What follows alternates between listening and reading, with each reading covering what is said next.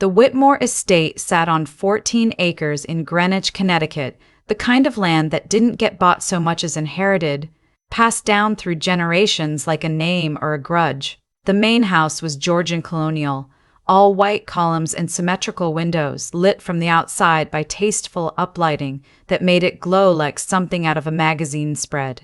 Standing at the end of the long gravel driveway in my navy dress, the one I'd driven 2 hours to find, the one my mother had pressed twice that afternoon just to be sure, I remember thinking it looked less like a home and more like a statement. I was about to be announced as James Whitmore's fiancée to 200 of his family's closest friends. The ring on my finger, a cushion-cut diamond that his mother had selected, felt heavier than it should. My parents stood beside me. My father had his best blazer on, the charcoal one he wore to my college graduation and to my sister's wedding. My mother had her hair done at the salon in Dayton, where she'd been going for 20 years. She smelled like her good perfume, the one she saved for occasions she called important. Standing between them watching the valets park cars that cost more than my parents' house, I felt a love for them so fierce it almost knocked me sideways. "Everything's going to be wonderful," my mother said, squeezing my hand. She had been saying versions of that sentence since we left the hotel. My father said nothing. He just straightened his blazer and nodded the way he always did when he was working hard to believe something. Or so I kept telling myself. My name is Nora. I was 28 years old. A landscape architect who had moved from Dayton to Boston for graduate school and stayed because I loved it, because the city felt like mine in a way nowhere else had. I had met James at a fundraiser for an urban garden project I'd designed. He'd donated generously, asked questions about soil composition with what seemed like genuine interest, and then asked for my number with a directness that I found refreshing. He was kind in the early months, patient, funny, in a dry way, always holding the door. He asked about my parents by name. He remembered that my father's back hurt in winter. His mother, Catherine Whitmore, was another chapter entirely. She was not unkind, exactly. She was precise. Every interaction with her felt like a performance review I hadn't been told about. She would ask about my work with an expression of polite interest that never quite reached her eyes, and she had a way of paying compliments that left a small hairline fracture somewhere you couldn't immediately locate. "Your dress is so cheerful," she'd said once at a family dinner. I'd been wearing yellow. The engagement gala was her idea, not ours. James had proposed quietly, just the two of us on a Tuesday evening in my apartment while we were cooking pasta and I had sauce on my shirt, and that version, the real one, felt like us. The gala felt like a press release. But I had said yes to that too because I loved him, and because I told myself the family came with the man, and that love meant meeting people where they were. I should have listened more carefully to my father's silence in that driveway. Inside, the house was everything the outside promised. Ceilings that soared, a string quartet playing near the staircase, floral arrangements that were almost architectural in their ambition. I recognized the flowers. They were from the same florist Catherine had mentioned wanting to feature in Connecticut cottages and gardens. Everything in this house was either a reference or an aspiration. We were swept into the receiving line almost immediately. James found me near the entrance and kissed my cheek, his hand warm on my back. "You look beautiful," he said quietly, and I believed him. His mother appeared at his elbow in a moment, pearl gray silk, pearls at her throat, pearls at her ears, as if she were a consistent argument for a single aesthetic. She air-kissed me. Then she looked at my parents with the expression of someone encountering a piece of furniture that didn't quite match the room. "Margaret, Frank," she said, getting their names precisely correct in a way that somehow felt like the opposite of warmth. "I'm so glad you could make the drive." My mother said it was a beautiful home. My father said thank you for having us. Both of them smiled with that particular grace that people who have never had much practice at being underestimated do not yet know is necessary. The first hour passed in a kind of gilded blur. I worked the room because I knew how to, because landscape architecture involved clients who lived in houses like this, because I was not unacquainted with money even if I had never possessed it. But I kept an eye on my parents. They were doing what people who love you do at events where they feel slightly lost. They stayed close to each other, smiled at everyone, and tried very hard not to look like they were looking for me. It was near the end of the cocktail hour, about 40 minutes before the formal sit-down dinner where the announcement would be made, when I found out about the seating. I had been looking for the escort cards, the small envelopes with table assignments because my mother wanted to find her seat and freshen up before dinner. I found the display table near the entrance to the dining room, alphabetically arranged, everything calligraphed in the same ink. I pulled my parents' envelope. Table 11. I stood very still for a moment. Then I found my own. Table 1, of course. The head table with James and his parents and his sister and her husband and the senator from Connecticut who was apparently a family friend. I scanned the room. Table 11 was near the far wall, tucked beside the bar service station, flanked on one side by a column and on the other by the door to the catering kitchen. I found the event coordinator, a woman named Priya who had been running this evening with the precision of a military operation. I asked about the seating, keeping my voice even. Priya's smile tightened in that specific way that meant she was about to deliver someone else's decision, as if it were inevitable. Mrs. Whitmore finalized the arrangements yesterday, she said. She felt it was important that the head table reflect the family's social connections. For the announcement, she wanted the evening to photograph a certain way. I want to understand something, I said. My parents are table 11. She said nothing. That was confirmation enough. I didn't move quickly. I moved the way I had learned to move in rooms like this one, which was steadily, without drawing attention, with a face that gave away nothing. I found James near the bar talking to two men I vaguely recognized as his college friends. I need to talk to you, I said. Right now. He read my face and excused himself. We stepped into the hallway near the coat closet, where the noise of the party softened to a murmur. Table 11, I said. His brow furrowed. What? My parents. They're at table 11. By the kitchen. James. I named a table assignments at the head table 3 weeks ago. My mother and father were supposed to be at table 1 next to your aunt. He went very still. The look that moved across his face was not surprise. It was the look that moved across his face was not surprise. It was the look of someone who had been hoping something would not come up. Mom mentioned something about reorganizing, he said carefully. It got complicated. There are people at that table who... There's a dynamic, Nora, Senator Aldrich, the Hargroves, the family from the foundation board. It's a specific group and she felt my parents didn't belong at that table, I said. That's not what Is that what she felt, James? He ran a hand through his hair. She just thought the table would flow better. She wasn't trying to make a statement. Where are your mother's bridge club friends sitting? He didn't answer. Are they at table 1? Nora, are they at table 1? A pause. Yes. Her bridge club is at the head table and my parents are by the kitchen door. I watched the decision happen in real time across his face, the exact moment when he could have chosen differently and didn't. He straightened. He looked at me with an expression I would come to understand was not cruelty but cowardice, which in some ways is worse. It's one dinner, he said. They won't even notice. Your dad will probably be happy to be near the bar, honestly. He meant it as a joke. I could tell he believed it was a small thing. That was the problem. He genuinely could not feel the weight of it. I left him standing in the hallway. My parents were exactly where I had left them, near the windows that looked out over the back lawn. My mother was admiring the garden. Of course she was. She had a small garden at home, raised beds, tomatoes in the summer. She had probably already cataloged half the plantings just from looking through the glass. Honey, is everything all right? She asked when she saw my face. My father looked at me the way he always had when I was a child, and something had gone wrong, not with alarm but with a quiet readiness. He was a man who had sorted mail for 31 years, who had driven me to every school event and picked me up from every late night and never once made me feel like it was an imposition. He was wearing his best blazer. He had driven 7 hours to be here. There's a seating adjustment, I said. I kept my voice steady. "Oh," my mother said. "Well, it doesn't matter. Wherever they put us is fine." And that was it.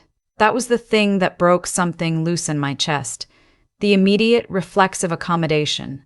The practiced minimizing of her own place in a room. She had been doing it her whole life, shrinking herself to fit into spaces that were not built for her, and she did it now so naturally, so kindly, that she didn't even realize she was doing it.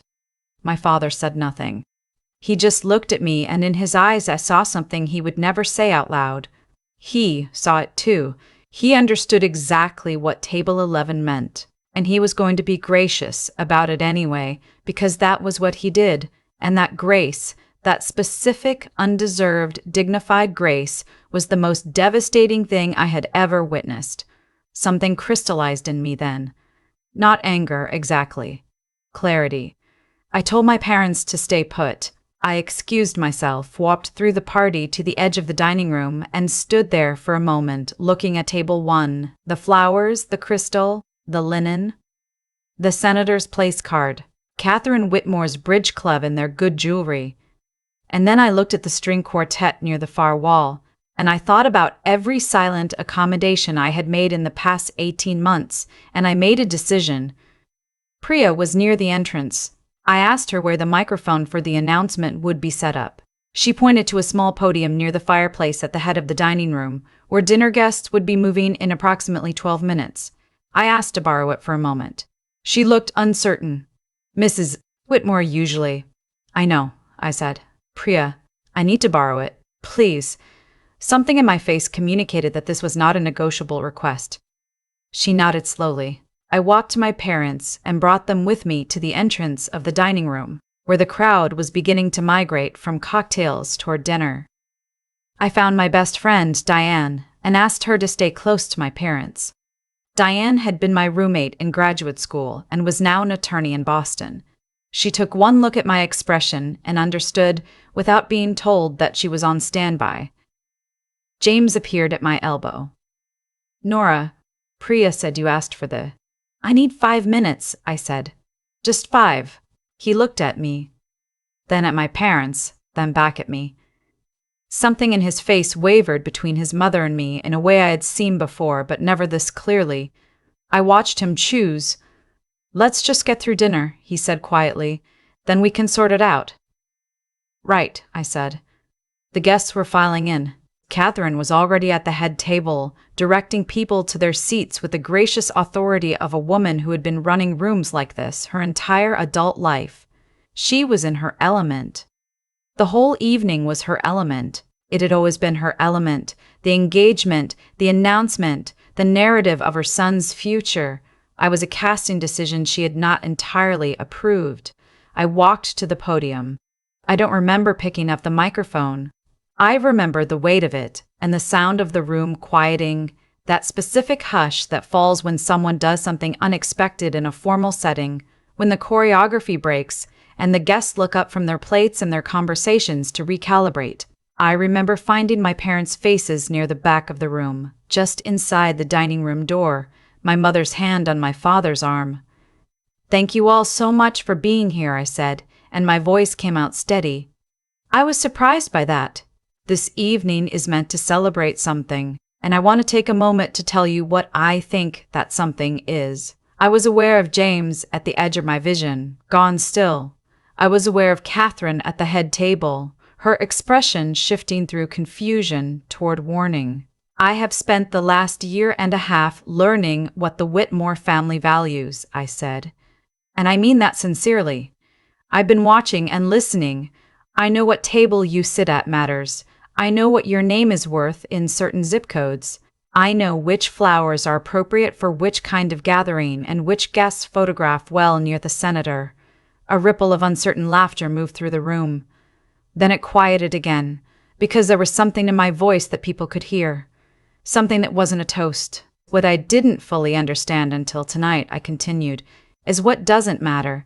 The people who drove 7 hours to be in this room because they love me, they don't matter. The man who spent 31 years sorting mail so that his daughter could go to graduate school and build something with her hands and her mind, His jacket apparently doesn't photograph quite right for this particular table. My mother, who pressed her dress twice this afternoon in a hotel room in Greenwich because she wanted everything to be perfect for her daughter. She belongs near the kitchen. The silence was total. Catherine's face had gone very white. My parents belong at every table I will ever sit at, I said, not because of what they own or who they know or what their last name means in this state, but because of who they are, because love that comes without a seating chart is the only love worth having. I paused. I looked at James, at this man I had believed in, at the space where his backbone should have been. I'm going to have to decline the announcement tonight, I said. The engagement is over. I want to thank the Whitmore family for showing me exactly what they are. And I want to thank my parents for showing me every single day of my life what they are. I set the microphone down on the podium. The room did not erupt. It breathed, a collective, stunned inhale. And then the whispering started, and it started fast. I walked to my parents. My mother was crying silently, her hand pressed to her mouth. My father had his arm around her. His face was the same expression it had always been when I was small and something had hurt me. Not pity, not alarm. Just love, clear and uncomplicated. Dad, I said. He pulled me in with his free arm, both of them, and held on. We got out of there. Through the dining room, through the front hall, past the valise who stared at us with frank curiosity, into the October night. The gravel crunched under our feet. Above us, through the trees, I could see stars. Nobody spoke until we reached the rental car. My mother got in the back and I sat beside her and my father drove, and for about 10 minutes, none of us said a single word. Then my mother said very quietly, "You didn't have to do that, honey." "I know," I said. "Are you okay?" I thought about it. I felt like I'd been in a car accident that I'd chosen. Not quite okay, but clear. Diane called when we were halfway to the hotel. She had stayed behind, which was exactly what I'd asked her to do without asking her. "Okay," she said. "I need you to know a few things. 1. Your little speech is already on 3 people's Instagram stories. 2. Catherine Whitmore has retreated to the study and the senator left early. 3. James is in the parking lot and he looks like someone who has realized he made a very bad decision about 12 minutes too late. I'm not talking to him tonight." "Obviously not," Diane paused. "What you did in there, Nora. Listen, I've been in courtrooms. I have argued in front of judges. That was a level of composed fury I have never seen in a civilian setting. It was extraordinary." I put my forehead against the cold window. "I need you to help me figure out what happens next," I said. "That's why they invented best friends." That night in the hotel, after my parents were in their room and the adrenaline had metabolized into exhaustion, Diane and I sat on my bed with a bottle of wine from the minibar and her legal pad. She was already in problem-solving mode, which meant she was less afraid than I was, which was exactly what I needed. "He's going to be embarrassed," she said. "His family is going to be embarrassed. Catherine especially. Her social standing is enormous in this state. You just announced publicly that she made your parents sit at table 11. It wasn't just tonight," I said. "It was a year and a half of tonight." "I know. But the important thing is that tonight is documented. All those Instagram stories, the narrative is currently yours. The question is what you do with it. I just want it to be over." "It's not going to be over," she said, not unkindly. "You were 6 weeks from marrying this man. There are deposits, contracts, the ring alone. Did you give it back?" "I'd left it on the podium." Diane stared at me. "You left the ring on the podium." I just set it down. She pressed her lips together, then started laughing, genuinely laughing, and I laughed too for the first time since the driveway, and it felt like something releasing. "We'll say it was deliberate," she said, still laughing. "Very symbolic, very intentional. I am going to spin that ring on the podium into a headline. James texted at midnight. The message was long. It was the kind of message that covered all the right bases. I should have stood up for your family. I know that now. My mother doesn't get to make those calls. I was wrong to let it happen, please. And I read it carefully, and I understood something. He wasn't wrong about any of it, but understanding something after the fact and having the courage to act on it in the moment are different things. And I had seen his face in the hallway when I asked him directly about Table 1, and I knew which one he was. I didn't reply. I saved the message. Diane said to save everything. The next week was strange and quiet and not quiet at all. The story circulated, not with the nuclear blast radius of something truly scandalous, but with the sustained warmth of something people found meaningful. Women I had never met sent messages through Instagram. A few were from women who had sat at their own table 11s. A journalist from a Boston lifestyle publication reached out about a piece on women in design and what professional women valued in their personal lives. Diane vetted it. I did the interview. I didn't name anyone. I didn't need to. My father called me every morning that week, not to discuss the engagement or the Whitmores or any of it. He called to ask how my coffee was. He asked if the leaves were changing in Boston yet. He told me about the neighbor's dog and the weather in Dayton and the football game on Sunday. It was the most valuable thing anyone did for me that entire week. James reached out again 10 days later, not by text this time. He showed up at my office. I saw him through the glass of the lobby, his hands in his pockets, looking uncertain in a way he almost never had. I went down. I'm not here to change your mind, he said first. That was, I thought, the most honest sentence he had said to me in months. I just needed to say this in person. What I let happen that night, the seating, all of it, was a failure. Mine, not just my mother's. I know, I said. She's never been wrong before, he said. In my life, she's always been right about everything that mattered. Schools, jobs, investments. I handed her the engagement the same way I handed her everything else, and I didn't understand that you were not a thing to be managed. He looked at me with an expression that was neither desperate nor performative, just tired and honest and a little lost. I'm in therapy, he said. I started last week. Good, I said, and I meant it. Is there any... He stopped himself. No, I said I wasn't here for that. I just wanted you to hear it, and I want you to know that your parents should have been at that table. Your father should have been standing next to me in the receiving line. I was lucky to have people like them willing to be in the same room as my family. I looked at him for a long moment. I know you mean that, I said. I think you're starting to understand it. That's worth something, James. I hope you keep going. He nodded. He shook his head slightly, and then he left. I stood on the sidewalk for a while after. The leaves had, in fact, started turning. It was a very good October. 6 months later, a small design firm in Boston published a piece in their newsletter about a public green space I had designed in Jamaica Plain, a community garden integrated into a formerly vacant lot with raised beds and a rain garden and a small amphitheater for neighborhood events. It had taken 3 years from first concept to completion, and I loved it more than anything I had built. My parents came to the dedication ceremony. My mother immediately began asking questions about the planting choices. My father walked the whole space twice, quietly, looking at everything. At the end, he put his hand on a wooden post I had designed for the entrance structure, reclaimed timber, hand-carved with botanical patterns, and just held it for a moment. You built this, he said. Yeah. He looked at me. Just that. No speech, no ceremony, just looked at me the way he always had, clear and steady, like a compass needle that only pointed one direction.